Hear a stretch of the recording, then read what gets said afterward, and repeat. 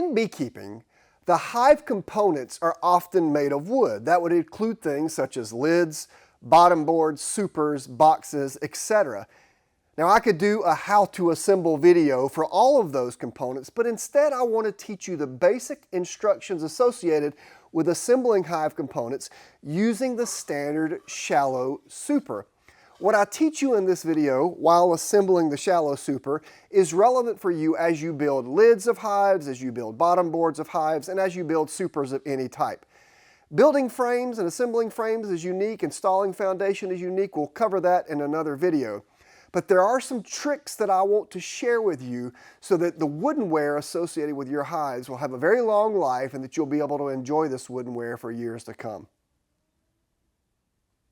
Here we have all of the pieces of equipment necessary to assemble the super. And again, these things would be very relevant if you want to do assemble lids or bottom boards as well. There's really kind of three pieces to what you see here. The first of those is being your own safety, so we have safety goggles. The second of those pieces deals with the assembly of the woodenware. And the third would concern the protection of the woodenware once it's assembled.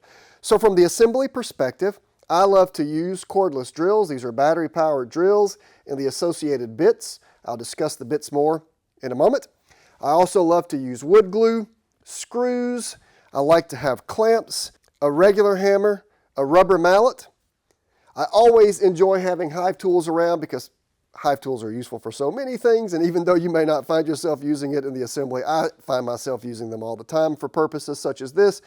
And then from the woodenware protection standpoint, you're going to want to paint all the woodenware that you make, as well as protect the joints with caulk. So I'll introduce you to all of these pieces as I walk you through assembling this super. So the first step then is to put on your safety goggles, and then we go from there. So what you see here are all the pieces necessary to assemble this woodenware. I want to go over them in a little bit more detail here because it's really important to understand what purpose all of these pieces play in the assembly of this woodenware. The clamps I am going to use to hold this box together squarely when I begin to assemble that. I'll show you in a moment when I do that. Really the important thing to show you is how I attach the walls of this box together. When you buy a super from a beekeeping equipment supply company, or a lid or a bottom board for that matter, the supply company is most certainly, or at least almost certainly, going to send you a bag of nails to use on the joints of all of these boxes. I do not prefer to use nails. I much prefer to use exterior decking screws. I love putting things together with screws. I think it holds the joints better tightly. I think it extends the life of the woodenware. In this case, I use exterior decking screws because they have a longer life and are able to deal with the elements, the weather, better. And another thing I'll tell you about these screws, or the ones that I'm using, are 2.5 inches long. I like that 2.5 inches to 3 inches in length. Another thing I'm going to tell you about these screws is I really like the screws that have the star heads rather than the Phillips heads. And the reason for that is quite simple. Phillips heads, the one that looks like the cross, is easy to strip with the drill bit. The star heads, I never have that problem at all. In fact, when I discovered star head screws, I fell in love and have never used anything different. The beauty of these types of screws is usually when you purchase a box of them, they come with the bit that you should use to put this together. This particular bit has a star head that goes in here. You'll notice that it is somewhat short. Our team knows the size of the head that these screws are, so we purchase separate bits that we can use that are a little bit longer that go into our drill. So secret number one, use screws that are at least 2.5 inches to 3 inches long with the star heads. They're much easier to use. Secret number two, and this is a little bit more difficult to explain, but it's very important to understand, is I rotate this box around here. You'll notice that it contains pre-drilled holes. This is the joint. This is where the walls of the boxes are going to join together and make that corner. Well, these pre-drilled holes are made to accommodate those nails that come with the box that you can use as you assemble this box. But remember, I told you I much prefer to use screws. So I like to drive screws through those holes. But when you do that, if the shaft of the screw is a lot larger than the pre-drilled hole, when you drive that screw, the hole can split. So what I will do is I will enlarge these holes to accommodate the shaft, and I do that with a drill bit that's used to make these holes bigger. These holes are called pilot holes, so I'll be using this drill bit to make the pilot holes larger. Now, a secret about using screws. You want the pilot hole to be the diameter of the shaft of the screw without the teeth of the screw included. So essentially, I am going to find a drill bit that's the same diameter of the shaft of the screw. And if you look closely here, I have done that. Basically, the drill bit and the shaft of the screw are the same size, and the teeth of the screw stick out on either side of the drill bit. That means when I open up these holes a little bit with this pilot hole drill bit, the teeth of this screw will catch the wood still, but it will not split these corners. The next thing I want to point out about this screw is that you'll notice the head is tapered. You can see that on either side of the screw. So when you try to put a tapered head into a hole, that tapered head acts as a wedge and can open up that hole. So the unique thing about this drill bit is not only is the bit itself going to make those holes a little bit bigger from a pilot hole perspective, but it's got a special head on it that drills what we call countersink holes. A countersink basically widens the head of this hole to accommodate the head of this screw.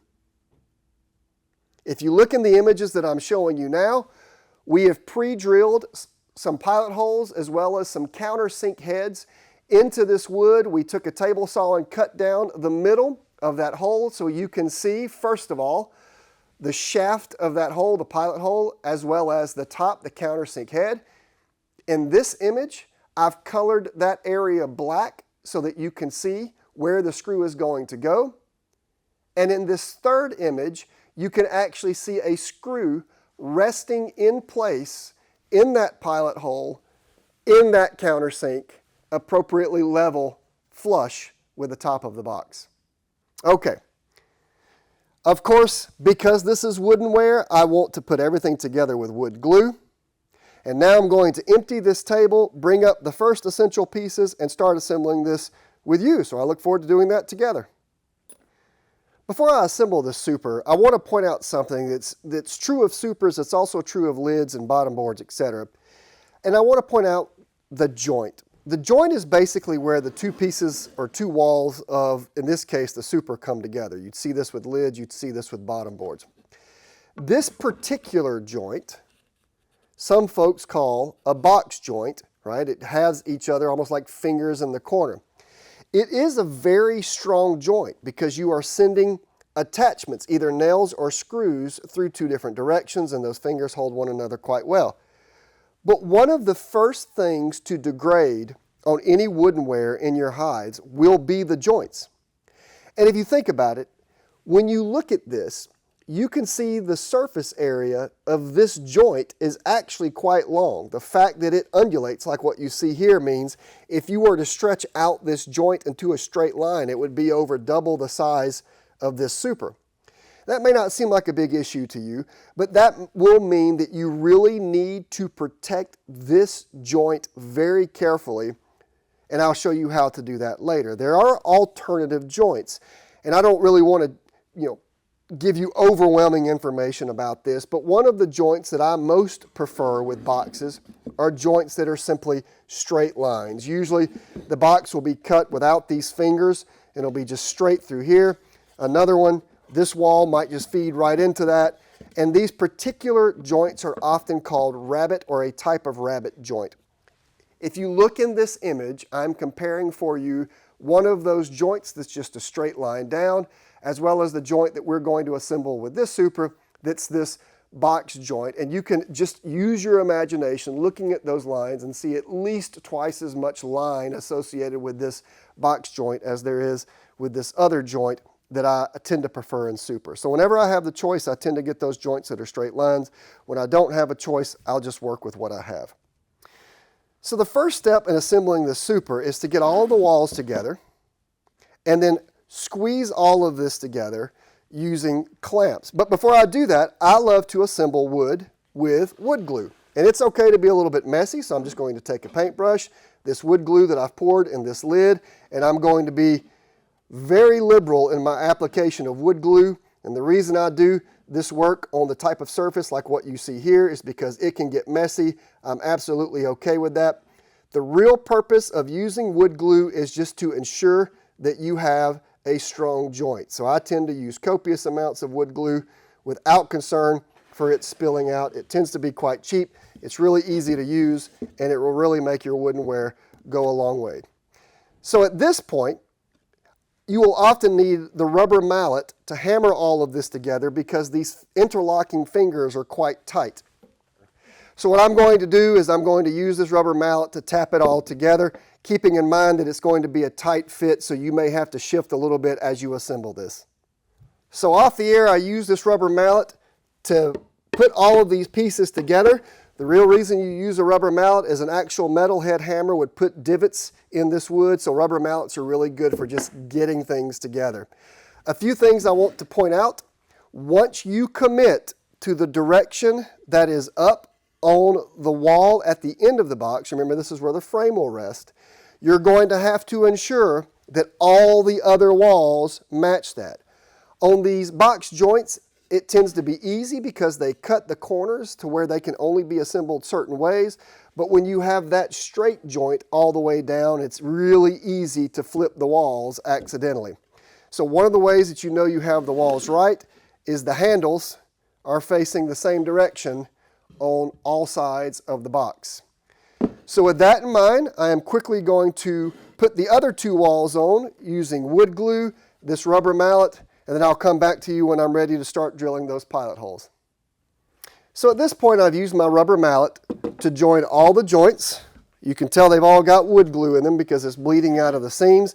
If you look closely at this box, the frame rest on one end of the box is up, the frame rest on the other end of the box is up, and the final check is to just make sure the handles are all facing the same way, and they are.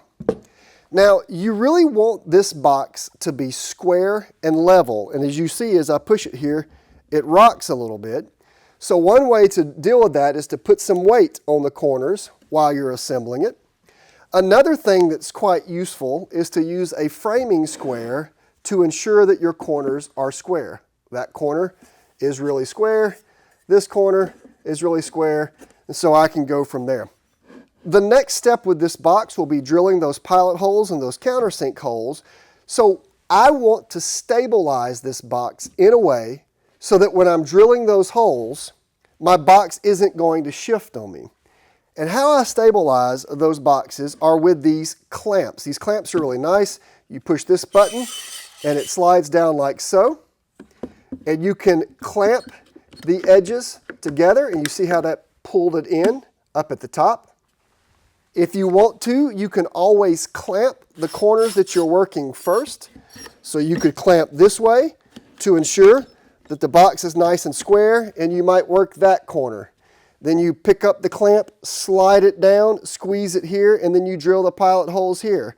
Then you slide all the clamps to kind of focus this area to get it square, and you drill the pilot holes here. And then you do the same for that corner. But I find these clamps really a nice way of keeping that box squared while you're putting the pilot holes in. And for that matter, a lot of people leave them on while they're inserting the screws. For purposes of ease in this video, I'm going to remove the clamps so I can show you the steps of drilling the pilot holes. But I will ordinarily use clamps when I'm putting all of this together to ensure that that box stays nice and square. Now remember our pilot hole discussion. I've got to send screws two different ways through the box. There are holes that go this way, and holes that go that way. That's going to make this joint, along with the wood glue, incredibly good. But I'm a little worried that this screw may split the wood as I drive it. So remember, in the joint, the way the manufacturer sends this to you, there are holes that are going this way, and in these little fingers, there are holes that are going this way. So I am going to match that drill bit and the countersink head with this particular screw, which I have done on this drill. And now I'm going to drill pilot holes to widen those a little bit and countersink the head. Let's start with this hole here that I'm going to widen with a slightly bigger pilot hole bit and make the countersink where I need it to be. So I go straight down like so. And it's okay if you're new to countersinks to try it a few times. I've stopped short here to show you what I mean. This head is bigger than that hole. So what I would do then is make sure to go a little bit further down. So now I'm drilling the pilot hole.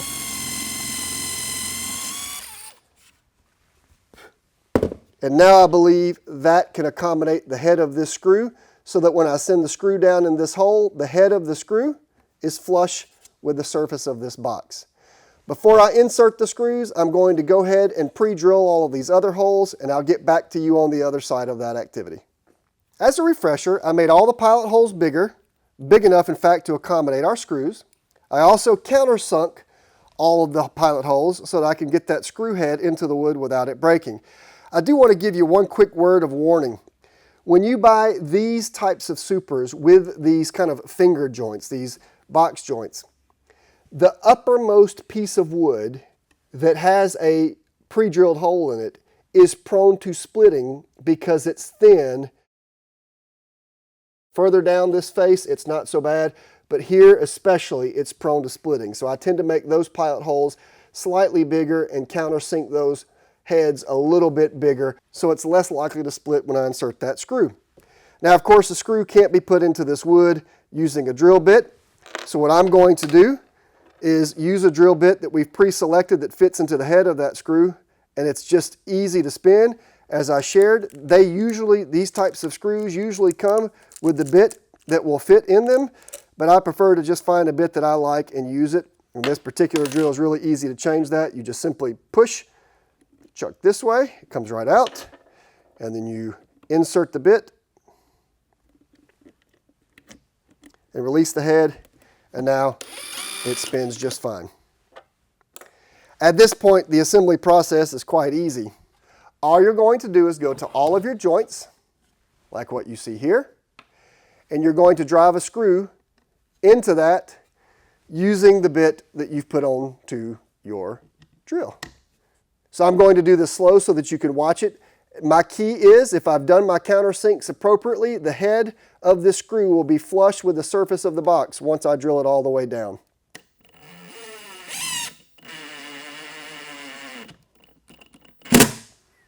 So you can see I accomplished it just fine without it splitting.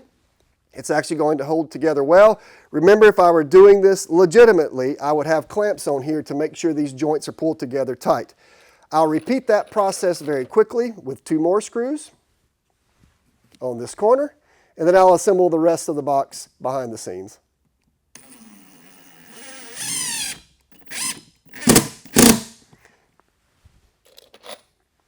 And then one final. This happens to be the top of the super, and it's got that thin piece of wood at top that I warned you about splitting, so you have to be real careful when you drive it.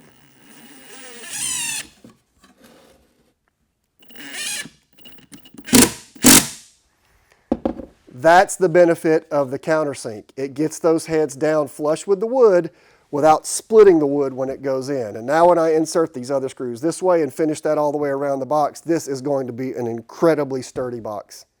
So I've gone ahead and sent all the screws this way and this way. My box doesn't wobble because I had the clamps on it when I assembled it. And in this particular case, you can see now there's screws going in both directions in this box. That means this joint is very secure. It's got the screws going both ways, it's got the wood glue, but it's not protected yet. All of these cracks, as well as the heads of these screws, are points of entry for water into these joints. So I prefer to protect these joints with caulk. So I will put a bead of caulk over all the joint, then I will use my finger to smooth it down. I will flip the box and do the same thing here. I will caulk this, smooth it down, and I do all of this before I paint the box. So I'll run caulk here, down the face of these joints, and every joint in this box to ensure the joints are protected. I do not caulk the inside of the box. I only caulk the outside of the box. For those of you who are unfamiliar with caulk, caulk is basically a sealant that will weatherproof things. In this particular case, we've got this one type of caulk. Almost any outdoor weather caulk will suffice. Cut the opening, it's squeezed out of the caulk gun just by pulling the trigger, and then you can run that bead there, smooth it down, run the bead here, smooth it down, and so forth. This particular caulk is siliconized acrylic caulk that's waterproof, it's weatherproof. I put a small bead just down the face of this box, and then I use a paintbrush to smear it where I want it to be. And I'm trying to make sure that it goes over all the seams of the corner of this box, as well as over the heads of the screws that I put into that box. Any excess caulk can just be moved through the other face of the box. This is a really great way at weatherproofing the joints before you paint your boxes. So now that I've got these joints adequately covered, I'll simply flip the box and do the same thing on this joint. Apply caulk, release the gun's tension so it doesn't continue to squirt when you're not using it, and then I just simply use a paintbrush to smooth it over all the joints available. It's not going to look pretty, but the real purpose of this is to extend the life of your woodenware. Now, I'm one of those people who doesn't just half do things. And yes, these are the faces of the box. Yes, they will be exposed to weather.